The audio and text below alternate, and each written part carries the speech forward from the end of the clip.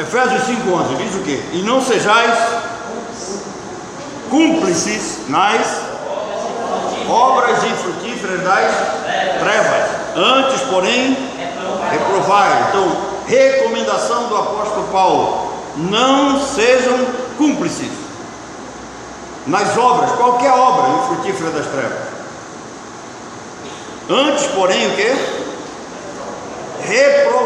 Na versão atualizada. Na versão corrigida ou revisada diz: antes, porém, condenai-as. Correto? Irmãos, o Brasil tem a segunda população mais alienada, mais fora da realidade deste mundo.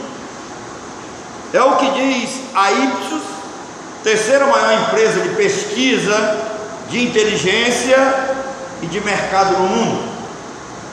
Há um relatório preparado para a participação do Brasil na Cúpula Mundial para o Desenvolvimento Social. Esse relatório aponta para o fato de que o brasileiro desconhece e não tem envolvimento com políticas públicas.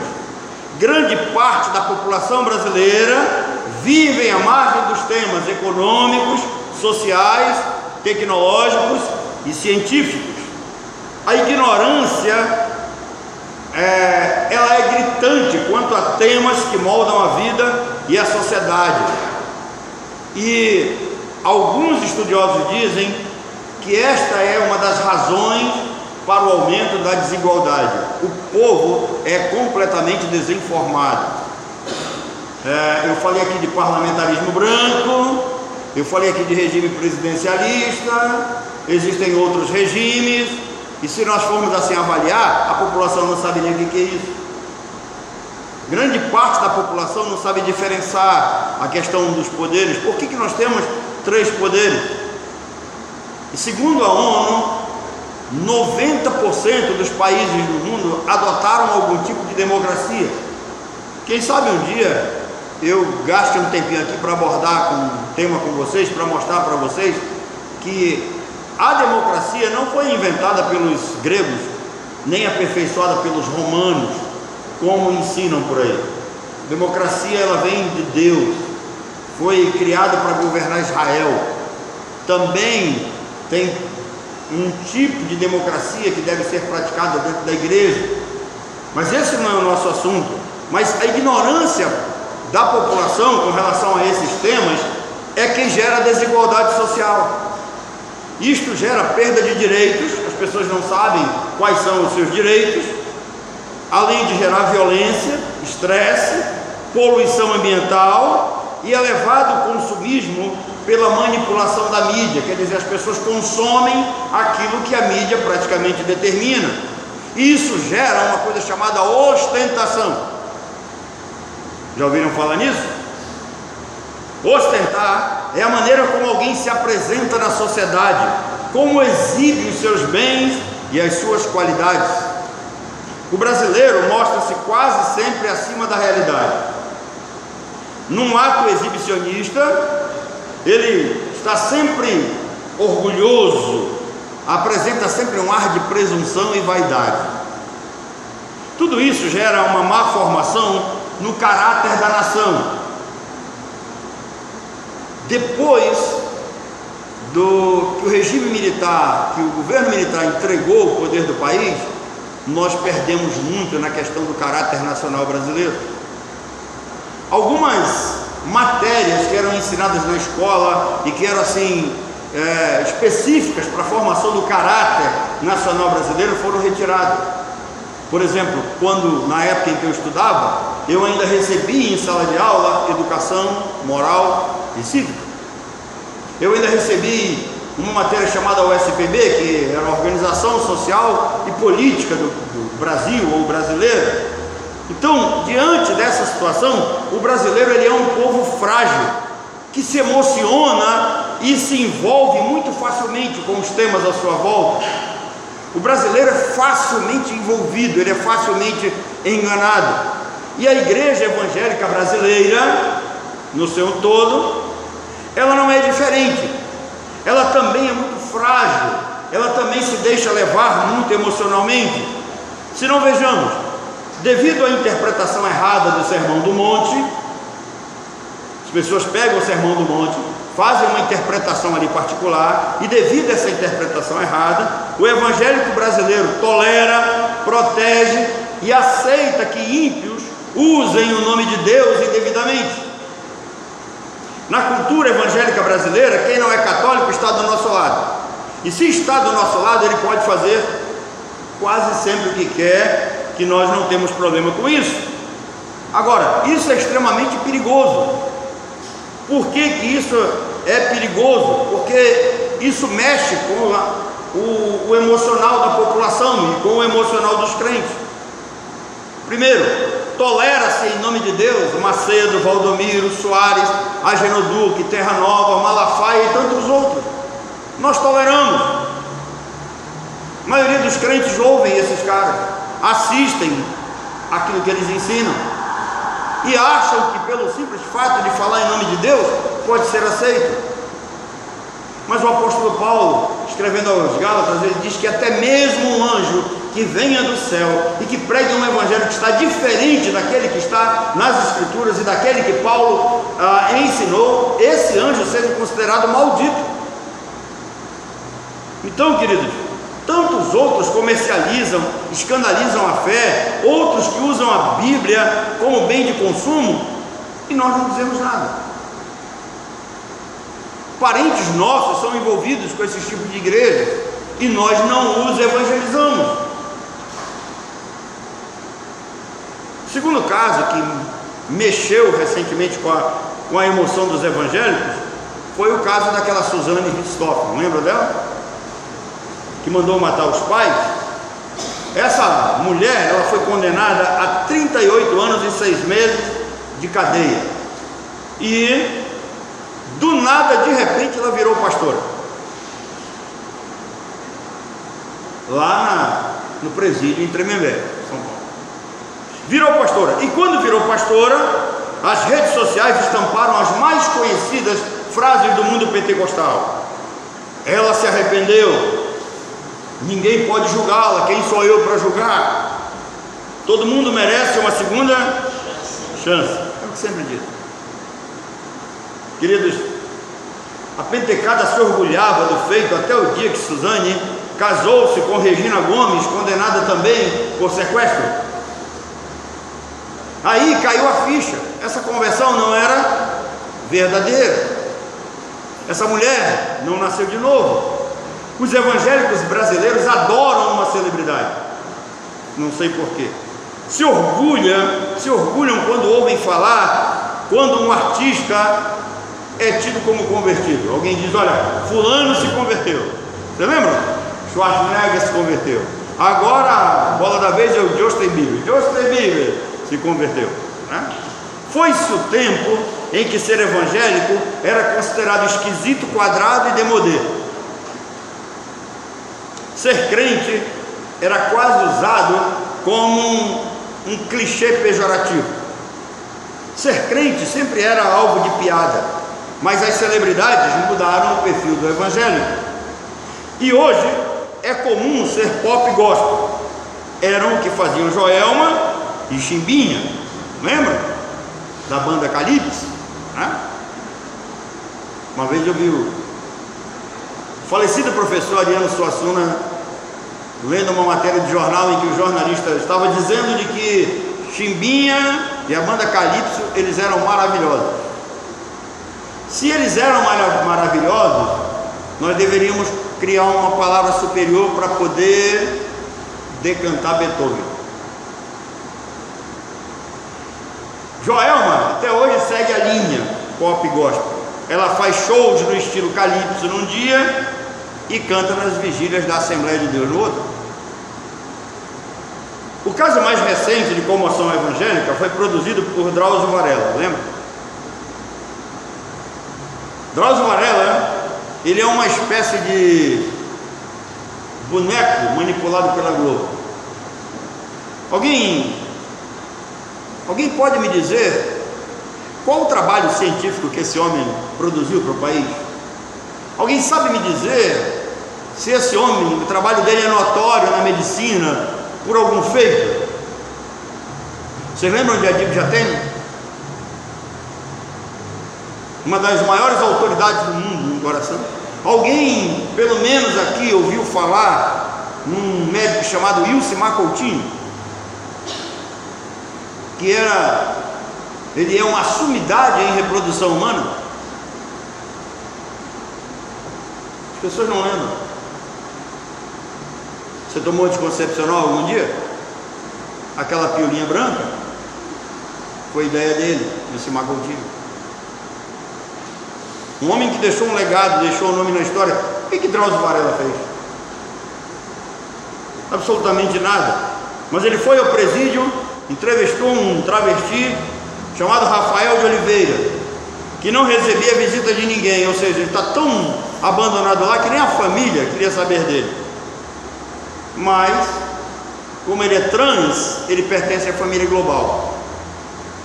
E ao pertencer à família global, ele foi visitado e estava lá.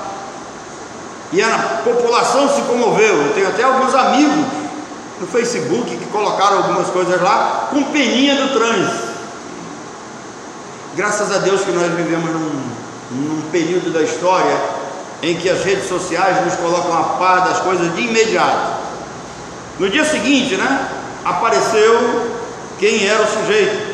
Esse cara foi preso por estuprar e estrangular Fábio dos Santos Lemos, um garoto de 9 anos, em maio de 2010. De acordo com uma tia dele, Rafael tentou estuprar uma outra criança de 3 anos e estuprou o seu sobrinho de 5 anos. Se o que esse cara fez fosse no Texas, onde mora hoje o meu amigo João Filho, ele já teria sido executado, porque lá tem pena de morte. O Fantástico, pelo gesto de Drauzio, fez o povo brasileiro sentir a emoção de ser cristão. Eu vi as pessoas dizendo que o amor ao próximo é dever de todos nós. Nós devemos amar o nosso próximo como a nós mesmos. Devemos amar aquele sujeito que ali está. Mas quando veio a público a verdadeira cara do sujeito, quem era aquele monstro, de repente a população mudou de ideia. Irmãos, esses fatos mostram que está na hora do brasileiro usar mais a razão do que a emoção. Por que Paulo tem a preocupação em escrever aos romanos e dizer que o nosso culto, ele deve ser um culto racional? Porque no meio das emoções que as pessoas fazem coisas erradas. É no calor da emoção que as pessoas perdem o controle da razão. Por isso que o culto verdadeiro que agrada a Deus é esse culto chato, aonde ninguém pula, aonde ninguém grita, aonde ninguém dá pirueta, aonde ninguém dá salto mortal nos bancos, aonde ninguém cai para trás, aonde o pastor fica com essa cara dura, séria, todo o tempo, não faz nenhuma piadinha para agradar o povo. Então esses fatos mostram que está na hora de mudarmos. A emoção do pai colocou o país nas mãos da esquerda comunista e eles saquearam os cofres públicos por mais de 20 anos. E até hoje tem gente que adora o Lula.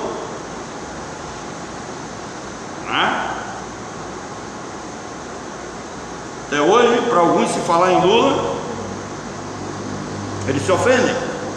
Agora, vocês imaginem se nós tivéssemos pena de morte para crimes bárbaros e para políticos corruptos. Imaginem se nós tivéssemos pena de morte para isso. Parte da população se derreteria em lágrimas a cada candidato que ia à cadeira elétrica ou fosse ser executado. Quantas vigílias seriam feitas se Lula e Dilma fossem condenados à execução? Quantos apelos até que um justo disparo colocasse um fim nestas duas aberrações que presidiram o país? O brasileiro, ele tem que parar de viver de emoções. Tem um ditado que é muito comum no nosso país, de que a maioria do povo brasileiro se emprenha pelos ouvidos. E por quê? Porque as pessoas ouvem, se emocionam, mas não conferem se isso é verdade. Recentemente eu recebi no meu WhatsApp uma mensagem que um amigo me mandou, dizendo que tomassem cuidado com uma dipirona vinda da Venezuela. Não sei se vocês já viram já receberam isso aí, né? Eu dei uma resposta legal para ele. Sabe qual foi a resposta? Meu querido, a Venezuela não produz nem comida, vai produzir vacina, vai produzir dipirona. Então para de estar reproduzindo essas coisas. Então o brasileiro, ele se emociona muito facilmente, se emprenha pelos ouvidos. Preocupado com isso é que nós temos um grupo de pastores que têm pensado e repensado essa questão de sermos igreja no Brasil atual. A Bíblia, ela nos manda agir não só de forma racional, como Jesus nos manda examinar as Escrituras para saber se de fato aquilo que é ensinado é de fato assim. Lembra o que ele disse? Examinar as Escrituras, porque julgar nelas o quê? A vida eterna, e são elas que testificam de mim. Então, o brasileiro vive de emoções, o brasileiro vive emocionado. Sabendo disso, a mídia esquerdopata desse país trata o cidadão de bem como pessoas ingênuas e distantes de um mundo real. A igreja brasileira, ela precisa acordar de vez. O gigante que estava adormecido em berço esplêndido precisa ir à luta como um gigante pela própria natureza. A igreja brasileira precisa repudiar a Globo.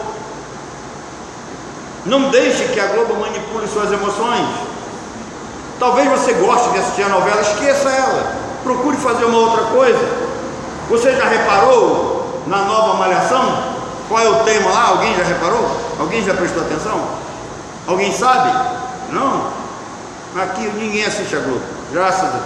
Aqui todo mundo é santo, nascido de novo. Nós não temos esse problema. Mas Malhação traz no slogan toda forma de amar. Se vocês prestarem atenção nos anúncios, vai sair assim. Então você entra num site aí, você vai ver Malhação, toda forma de amar. Sabe o que isso significa? A Globo passa a ideia de que na luta para ser feliz, no amor, a única alternativa é a pluralidade, e que você pode se relacionar com qualquer tipo de pessoa, qualquer tipo de sexo, em qualquer idade. Ou seja, não importa o tipo de relação. Para a Globo, a pedofilia não é errado, apenas é uma forma a mais de amor. Isso é lamentável. Qualquer relação sexual, queridos, com menores de 14 anos é considerado estupro pelo Código Penal. Agora, pasmem, o portal G1 do Mato Grosso do Sul, da Rede Globo, divulgou que um pai abusava da sua própria filha. Agora, não divulgou que o pai abusava. Pasmem, o portal da Globo romantizou os estupros, dizendo que o crime, ou os crimes, os estupros, eram encontros amorosos. Imagine, um pai que abusou da filha durante anos, e a Globo disse que eram encontros amorosos entre os dois. A matéria causou revolta nas redes sociais. Algumas pessoas entraram lá, começaram a criticar, e 2 dias depois ela foi editada, ela foi retirada do ar, mas ninguém se retratou, ninguém pediu desculpa, ninguém falou absolutamente nada. Por que eu estou falando tudo isso para vocês? Porque Jesus não mandou abraçarmos assassinos, ladrões e travecos pervertidos. Jesus não mandou que nós tivéssemos nem sequer compaixão desse tipo de gente. Nós temos que parar de olhar as pessoas como coitadinhos. O apóstolo Paulo diz uma coisa interessante: no que depender de vós, façam bem a todos os homens, mas principalmente, em primeiro lugar, para os da fé, para os da família. Diariamente passam pessoas na frente da nossa casa, lá no nosso condomínio, Monte Sinai, tá? Condomínio que foi invadido alguns anos atrás, pedindo todo tipo de bem para eles fazerem apoio social. Eu digo, eu não vou poder colaborar com vocês, porque a igreja a qual eu frequento, nós temos também as nossas obrigações sociais. Então, queridos, Jesus não mandou a gente abraçar o mal. Gente que não se arrepende das suas más obras. A Bíblia diz que facínoras e pervertidos, não arrependidos, serão alvos do juízo divino. Nós vimos hoje pela manhã o nosso estudo foi sobre o juízo final, foi sobre o grande trono branco, quando vai acontecer, quem vai presidir, quem vai estar presente. E tem muita gente que faz confusão, pensa que crente vai estar lá. Quem abraça, irmão, qualquer tipo de pecador, não demonstra amor ou solidariedade como alguns pensam. Pelo contrário, une-se a eles. É o que Paulo diz: não sejam cúmplices, não se envolvam, não deem apoio. Quem abraça o político corrupto e ladrão, quem abraça o perverso, companhia dele, quem abraça o pedófilo, estuprador, não está sendo cristão, está mostrando apreço e simpatia pelo que é vil e pelo que é pecaminoso. A fé cristã não confunde amor desprendido com lassidão de julgamento moral. Quem abraça o herege mostra todo o seu caráter heterodoxo, um caráter oposto a Cristo, um caráter que se posiciona contra os padrões bíblicos tradicionais, as regras e os dogmas estabelecidos pela sã doutrina. Quem adora o sábado merece o nosso repúdio tanto quanto adora a imagem de Maria. Ambos são idólatras, são a mesma coisa, querido. Nós não toleramos a idolatria da igreja católica, mas toleramos a adventista que diz que se você não guardar o sábado não vai para o céu, não vai morar na Nova Jerusalém com Cristo, porque Jesus salva, mas tem que guardar o sábado. Então o sábado está acima de Cristo, porque não adianta você fazer tudo direitinho. Sem o sábado, sem a guarda do sábado, você está perdido. Se você entrar em todos os sites adventistas, a igreja se reúne no domingo, dia do Senhor, o Senhor ressuscitou, eles são tidos como hereges. Então, nós precisamos entender isso. Quem adora o sábado merece o nosso repúdio, tanto quanto quem adora imagem. O adventista não é diferente do católico ao exigir a guarda do sábado para a salvação. Ambos são idólatras.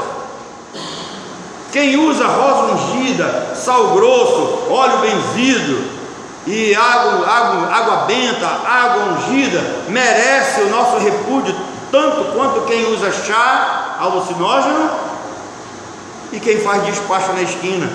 Ambos são feiticeiros, queridos, é a mesma coisa. Isso é misticismo. Vamos colocar um acabamento aqui, usando um exemplo que vem lá de 2 Crônicas, capítulo 19, versículo 2. 2 Crônicas, capítulo 19, versículo 2.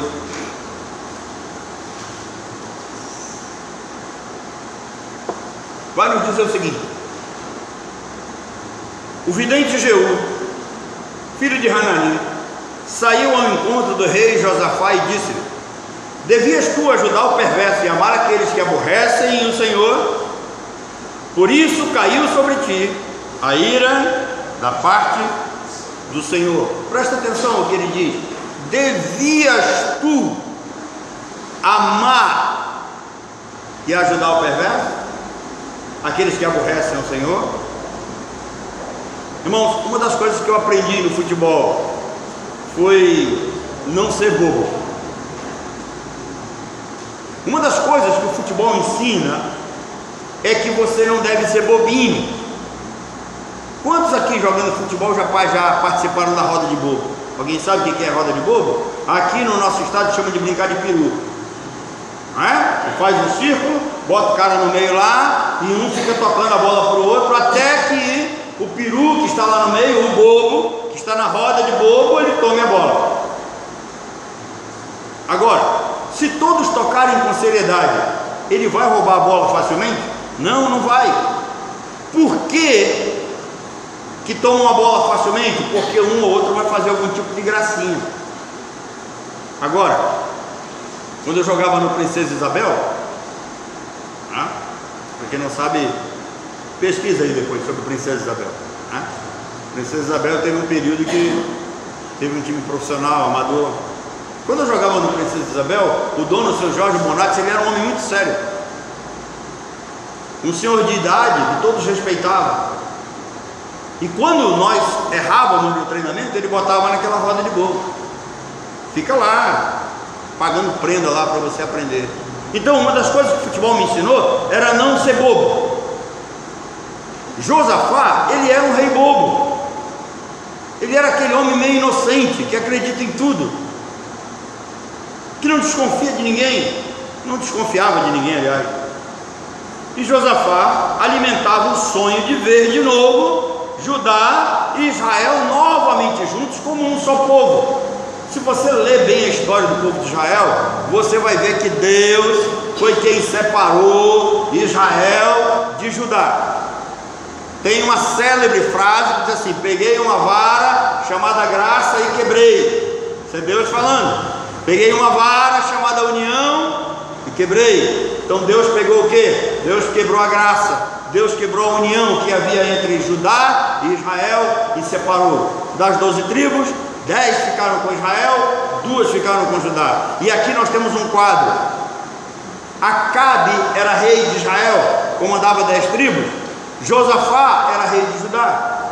Então Josafá alimenta o sonho de ver de novo todos reunidos, como se fossem um só povo. Irmãos, às vezes Deus separa. Há momentos que Deus divide. Há momentos que Deus tira pessoas do nosso meio, que às vezes nós julgávamos importante, mas na real era prejudicial, e Deus tira. Então nós temos que parar de viver essa emocionalidade fria, flor da pele, calorosa, quando nos empolga e nos faz agir de forma errada. Então o Josafá tinha um sonho. O problema é que ele não esperou em Deus, ele não consultou ao Senhor se essa era a vontade de Deus, juntar de novo as 12 tribos.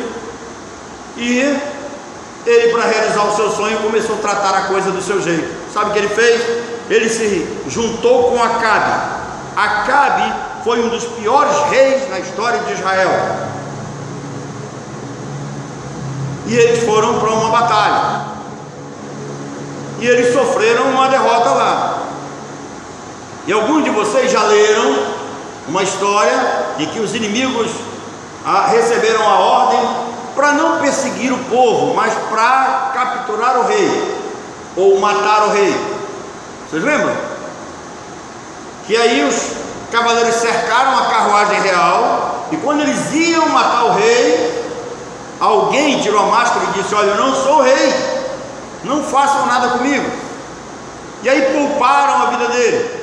E um soldado com raiva, o que ele fez? Ele atirou a lança a ermo, tirou a flecha a ermo, lançou a ermo, jogou para cima. O problema é que as coisas não acontecem por acaso. E Deus guiou aquela flecha, e ela caiu entre a armadura de Acabe. A armadura de Acabe tinha uma proteção na frente, como se fosse um avental. Uma proteção na frente e atrás, mas a lateral era livre. A flecha caiu justamente ali e matou Acabe. Irmãos, as coisas não acontecem por acaso, acontecem da forma como Deus decretou. Por que eu estou contando essa história para vocês? Vocês sabem quem era que estava disfarçado de rei de Israel? Era Josafá. Por uma associação má, por tentar fazer o sonho da sua maneira, por tentar fazer as coisas do seu jeito, de acordo como ele queria, sem procurar consultar o Senhor, ele ia morrendo. Então, quando ele volta, depois de escapar do milagre, por um milagre, né? Josafá voltou para Judá, entendeu que havia agido de forma errada. E quando ele vai chegando, o profeta Jeú foi lá falar com ele e lhe disse: devias tu ajudar o perverso e amar aqueles que aborrecem o Senhor? Presta atenção, devias tu ajudar o perverso e amar aqueles que aborrecem o Senhor? Por isso caiu sobre ti a ira da parte do Senhor. Irmãos, por que Paulo diz: não sejais cúmplices nas obras infrutuosas das trevas? Porque quem ajuda o perverso, quem ama aqueles que aborrecem ao Senhor, quem se emociona com pervertidos, corre o risco de receber a ira do Senhor sobre si. Não é tão simples assim. Deus não nos chamou para abraçar ímpios. Deus nos chamou para pregar o Evangelho para eles. E se nós nos colocarmos à disposição para pregarmos o Evangelho para eles, a primeira coisa que nós vamos ter que dizer para eles foi o que Jesus disse para Nicodemos, que era um dos homens mais respeitados na sociedade a qual vivia. Nós vamos ter que dizer para eles: importa que vocês vão ter que nascer de novo. E sabe como é que começa o novo nascimento? O novo nascimento começa com arrependimento. Nós vamos ter que dizer para eles que eles precisam se arrepender, que eles vão ter que reconhecer que são perversos e maus, que eles vão ter que aceitar que estão andando na contramão do Senhor, que eles precisam voltarem para Deus, que eles estão condenados, mortos em delitos e pecados. Então devias tu ajudar o perverso e amar aqueles que aborrecem o Senhor. Por isso caiu sobre ti a ira da parte do Senhor. Irmãos, Josafá se arrependeu e tomou algumas decisões importantes no seu reino. Mudou de vida, mudou de ideia. O ímpio, queridos, ele é um pervertido, mau caráter, que por natureza ele já nasceu inimigo de Deus. Portanto, nós precisamos entender: aqueles que amam a Deus não devem tolerar esses ímpios e as suas práticas. O povo de Deus não deve ter intimidade afetiva e religiosa com o ímpio. Não. Tem um textinho interessante que está Salmo 139, versos 21 e 22. Diz assim: não odeio eu, ó Senhor, aqueles que te odeiam, e não me aflijo por causa dos que se levantam contra ti. Sabe o que Davi está dizendo? Davi está dizendo: aqueles que te odeiam, eu odeio também, Senhor. Aqueles que são teus inimigos, são meus inimigos também.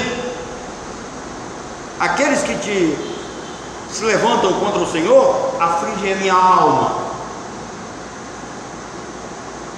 Em outras palavras, eu odeio-os com ódio perfeito, tenho-os por meus inimigos.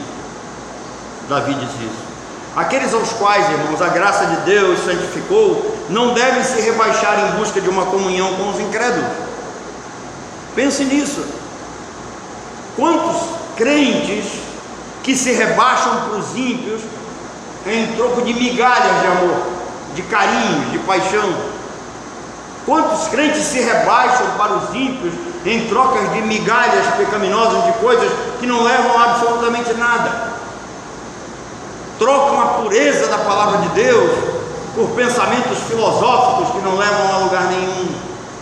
Trocam a comunhão dos irmãos na igreja por relacionamentos vazios e sem futuro. Qual é a recomendação de Paulo aos crentes? Não sejais cúmplices nas obras infrutíferas das trevas. Sabe o que isso significa? Os crentes não devem viver em comunhão, nem abraçar aqueles que vivem na prática do pecado. Os crentes não devem viver em comunhão, nem abraçar aqueles que vivem na prática do pecado. Antes, porém, deve apontar o dedo e dizer: vocês são ímpios, nasceram mortos em delitos e pecados. E se vocês não se arrependerem, não reconhecerem na atual situação em que vocês se encontram, vocês vão sofrer as duras penas do juízo final de Deus. E mais, não prometa nada para eles. Não vem com aquela história e com aquela mensagenzinha mentirosa que não tem base bíblica. Jesus ama você e Deus tem um plano na sua vida. Se Deus tivesse um plano na vida dele, não teria nascido do jeito que nasceu. Pode até ser que tenha, mas Deus não lhe deu o direito de dizer isso. Então, pense nisso. Devias tu ajudar o perverso e amar aqueles que aborrecem o Senhor. Por causa disso caiu sobre ti a ira da parte do Senhor. Que Deus nos abençoe e que Ele nos ensine a abraçar e amar aqueles que vivem em comunhão. Observem que a recomendação é: quão bom e quão maravilhoso é que os irmãos vivam em união. É entre os irmãos, não é viver unido com o ímpio, não é viver abraçado com o ímpio, não é viver apoiando as obras más das trevas. Então que Deus nos abençoe e nos ensine isso, para a glória do seu nome. Amém?